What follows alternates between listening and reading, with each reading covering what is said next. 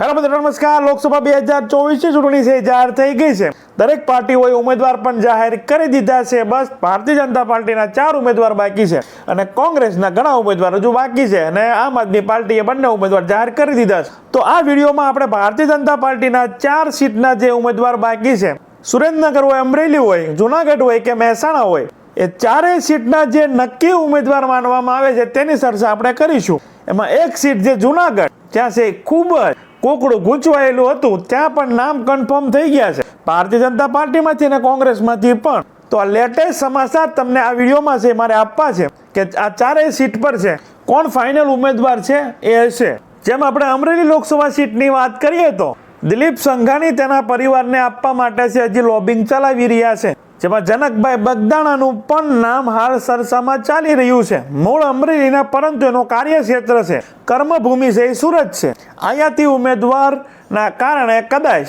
જનકભાઈ બગદાણાનું નામ કપાઈ શકે છે. અમરેલીમાં છે મહિલા ઉમેદવારની છે ખૂબ ચર્ચા ચાલી રહી છે કે અમરેલીમાંથી જે મહિલા ઉમેદવારને ઉતારવામાં આવશે. કેમ કે કોંગ્રેસમાંથી ઠુમ્મર પરિવારમાંથી જેનીબેન ઠુમ્મરનું નામ છે એ કન્ફર્મ માનવામાં આવે છે. તો મહિલા અમે મહિલા જે રીતે બનાસકાંઠામાં જ્ઞાનીબેન ઠાકોર અને રેખાબેન ચૌધરીને કરવામાં આવ્યા છે, તો એવી જ રીતે જૂનાગઢમાં મહિલામાંથી જે ભાવનાબેન પટેલનું નામ હાલ ખૂબ આગળ ચાલી રહ્યું છે.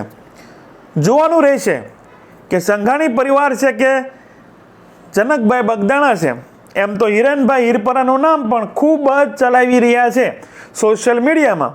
વચ્ચે છે અમરેલી જિલ્લા પંચાયતના પ્રમુખ ભરતભાઈ સુતરિયાનું નામ પણ આવી રહ્યું હતું, પરંતુ હાલ ભાવનાબેન પટેલનું નામ ખૂબ જ આગળ ચાલી રહ્યું છે અમરેલી લોકસભા સીટ પર. જ્યારે કોંગ્રેસની વાત કરીએ તો જેનીબેન ઠુમ્મરનું જે કન્ફર્મ માનવામાં આવે છે, એના કારણે જ મહિલા ઉમેદવારને જે ભારતીય જનતા પાર્ટી છે ઉતારવા જઈ રહી છે. દિલીપ સંઘાણીનો પરિવાર પણ નહીં લડી શકે. મહિલા વર્સિસ મહિલા અમરેલીમાં છે એ થઈ શકે છે.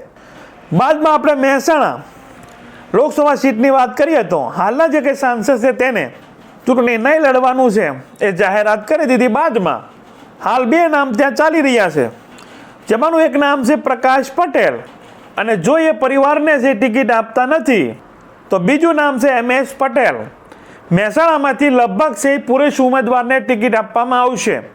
મહેસાણામાં વચ્ચે નીતિનભાઈ પટેલે પણ ટિકિટ માંગી હતી, પરંતુ નીતિનભાઈના જ મુખ્ય છે એ સોશિયલ મીડિયામાં આપણે જોયું કે ભાઈ હું લડવા માંગતો નથી, મારું નામ છે હું પરત ખેંચું છું. બાદમાં નીતિનભાઈ પટેલની ચર્ચા પણ ત્યાં પૂરી થઈ ગઈ હતી. હાલ મહેસાણામાંથી જે યુવા શહેરો છે એ આવી શકે છે. ત્યારબાદ વાત કરવી છે સુરેન્દ્રનગર લોકસભાની સીટ, જ્યાં પણ હાલ નામ છે એ કન્ફર્મ થઈ ગયું છે એવું માનવામાં આવે છે. ઋત્વિજભાઈ મકવાણાનું છે એ ભારતીય જનતા પાર્ટીમાં જોડવાનું કામકાજ છે અટકી ગયું છે એવા સમાચાર મળી રહ્યા છે. ક્યાં જે નામ ચર્ચામાં હતા ઋત્વિજભાઈ મકવાણા જે હાલ કોંગ્રેસમાં છે, શંકરભાઈ વેગડ તે અગાઉ સાંસદ રહી ચૂક્યા છે. બાદમાં લાલજીભાઈ મેર જે ધંધુકામાં છે ધારાસભ્ય રહી ચૂક્યા છે. લીંબડીમાં છે કિરીટસિંહ હામુ છે એ લડી ચૂક્યા છે અપક્ષમાંથી, અને આ દરેકમાં છે એ કોઈ મજબૂતાઈ દેખાતી નથી અને કોઈ એવો મજબૂત ચહેરો છે એ બતાતો નથી. તો ડૉક્ટર મહેન્દ્ર મુંજપરાને છે એ રિપીટ કરવા પડશે. ભારતીય જનતા પાર્ટીને કરવા નથી પરંતુ કરવા પડશે. તો હાલ લાલજીભાઈ મેરનું નામ છે એ ખૂબ જ આગળ ચાલી રહ્યું છે. સાથે એક મહિલાની પણ વાત આવી છે જે સુરેન્દ્રનગરના છે, કોળી સમાજમાંથી જ આવે છે. જો મહિલા ઉમેદવારને છે ટિકિટ આપવામાં આવે સુરેન્દ્રનગરમાં, તો જે કંઈ ધાવડીબેનની વાત ચાલી રહી છે સુરેન્દ્રનગરમાંથી, તેને પણ ટિકિટ મળી શકે છે. પરંતુ હાલ લાલજી મેર છે એ આગળ ચાલી રહ્યા છે. લગભગ લાલજી મેરનું નામ છે નક્કી ગણવામાં આવે છે. હવે અંતે આપણે જે રસાકસી છે ખૂબ જ કોકડું છે ગૂંચવાયેલું રહેતું હોય છે. 2019માં પણ ગૂંચવાયેલું રહ્યું અને 24માં તો ખૂબ રહ્યું આ 4 સીટ પર. તો એવી જુનાગઢ સીટ જ્યાં ઘડીક અમરીશભાઈ ડેરનું નામ આવે છે, ક્યારેક ગીરાભાઈ સોલંકીનું પણ નામ આવે છે, ક્યારેક છે એ જસાભાઈ બારડ જે રાજપૂત સમાજમાંથી આવે છે તેનું નામ પણ ચર્ચામાં આવે છે. પરસોત્તમભાઈ સોલંકીની દીકરી દીપુબેન બાંભણિયાનું નામ પણ આવે છે, ગીતાબેન માલમનું પણ નામ આવે છે. પરંતુ હાલ જે કન્ફર્મ નામ થઈ ચૂક્યા છે એવી છે સૂત્રો દ્વારા માહિતી મળી રહી છે. એવા નામમાં કોંગ્રેસમાંથી હીરાભાઈ જોટવાનું છે કન્ફર્મ માનવામાં આવી રહ્યું છે. એ જીરાભાઈ જોટવા જે કેશોદ વિધાનસભા સીટ પર દેવાભાઈ માલમની સામે છે લડ્યા હતા આ છેલ્લી 2022 વિધાનસભાની ચૂંટણીમાં. દેવાભાઈ માલમની સામે છે માત્ર 4 કે 4,500 મતથી જ હાર્યા હતા. એવા હીરાભાઈ જોટવાનું નામ છે એ કન્ફર્મ કોંગ્રેસમાંથી ગણવામાં આવે છે અને સામે ફરીથી રાજેશભાઈ ચુડાસમાથી રિપીટ થઈ રહ્યા છે એવી માહિતી છે એ અંદરથી મળી રહી છે. તો જૂનાગઢ લોકસભા સીટ પર રાજેશભાઈ ચુડાસમા વર્સિસ હીરાભાઈ જોટવાનું નામ છે એ કન્ફર્મ ગણવામાં આવે છે. હીરાભાઈ જોટવા છે એ ખૂબ મજબૂત ઉમેદવાર માનવામાં આવે છે. કેશોદમાં છે ખૂબ ઓછા મતે હાર્યા છે અને આહિર સમાજનું ખૂબ મોટું નામ છે. જૂનાગઢમાં આહિર સમાજની વસ્તી પણ ખૂબ વધારે છે, સાથે કારડિયા રાજપૂત સમાજની પણ વસ્તી છે. તો હાલ જૂનાગઢ લોકસભા સીટ પર રાજેશભાઈ ચુડાસમાનું નામ કન્ફર્મ ગણવામાં આવે છે, કેમ કે જૂનાગઢ લોકસભા સીટ પર કોળી સમાજના કોઈ એવા મજબૂત ઉમેદવાર છે એ જણાતા નથી.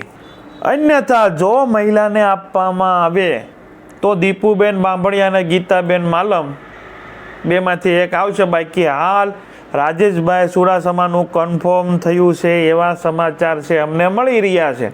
જોઈએ છે ભારતીય જનતા પાર્ટી છે ક્યારે આ છેલ્લી યાદી છે જાહેર કરે છે અને આ યાદીની સાથે 5 જે વિધાનસભાની પેટા ચૂંટણી પણ છે તેના પણ ઉમેદવાર જાહેર થઈ શકે છે. એ પણ જોવાનો ખૂબ જ રોચક રહેશે.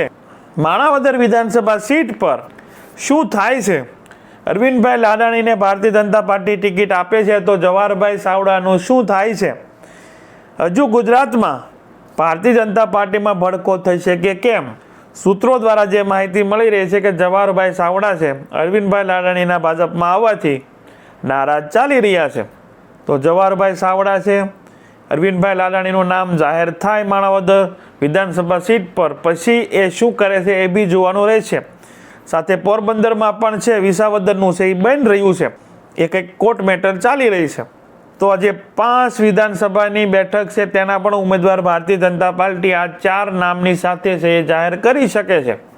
તો આ 4 લોકસભાની સીટ સાથે 5 વિધાનસભાની સીટના ઉમેદવાર જાહેર થવાના છે, જેમાં આપણે 4 લોકસભા સીટની છે વાત કરી છે. તેના વિશે તમારું શું કહેવું છે, તમારા વિચારો છે જરૂર કમેન્ટ બોક્સમાં છે રજૂ કરજો. અમારી ચેનલમાં ભારતમાં અને ગુજરાતમાં જે બી ઘટનાઓ ઘટતી હોય છે તેને સરળ ભાષામાં સમજાવતા હોઈએ છીએ. આવા ને આવા વિડીયો જોવા માટે અમારી ચેનલને તમે સબસ્ક્રાઇબ કરી શકો છો. બાજુનું બેલ આઇકન છે તેને ઓલ સિલેક્ટ કરો, જેથી કરી અમારો વિડીયો અપલોડ થાય તરત જ તમને નોટિફિકેશન મળી જાય. Thank you. નેક્સ્ટ વિડીયોમાં મળીએ. હવે પછી દરેક પાર્ટીના ઉમેદવારો છે જાહેર થઈ જાય છે, બાદમાં કઈ સીટનું છે એ વિસ્તૃત વિશ્લેષણ તમારે જોવું છે તે છે એ નીચે કમેન્ટ કરજો. Thank you. નેક્સ્ટ વિડીયોમાં મળીએ.